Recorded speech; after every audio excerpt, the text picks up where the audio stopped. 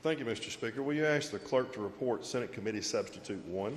Mr. Clerk, please report. Senate Committee Substitute 1 to House Bill 244. Gentleman from Todd. I move for concurrence.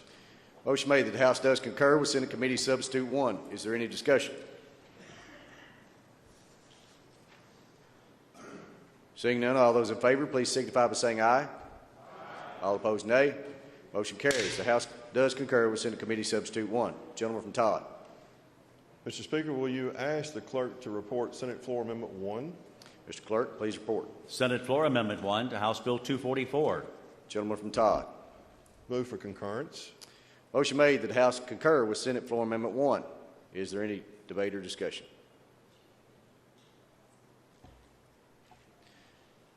Seeing none, all those in favor, please signify by saying aye. Aye. All opposed, nay. Motion carries. The House concurs with Senate Floor Amendment 1. Gentleman from Todd. Thank you, Mr. Speaker. Before us is a budget on the judicial branch that is very much similar to the way it was when it left the House, with these main exceptions. There were a couple of capital improvement, small dollar figures added in. We still deal with the current courthouse projects.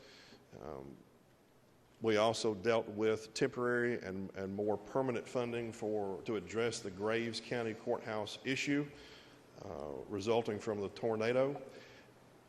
As to pay, similar to what we did in the original version of the House, elected judges and circuit clerks are treated a little differently than unelected staff in the clerk's office, as well as throughout all levels of the judiciary. And simply what we have is an 8% raise, as we've discussed in other contexts today. However, the unelected staff will first receive a $2,000 increase and then an 8% over the top of that.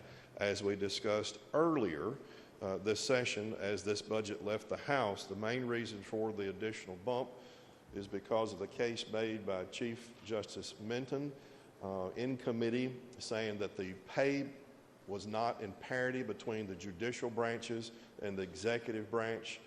This will help bring them into better parity. With that, I would move for final passage of House Bill 244 as amended in the Senate, concurred in by the House with Senate Committee Substitute 1, concurred in the Senate Floor Amendment 1. Final passage, please.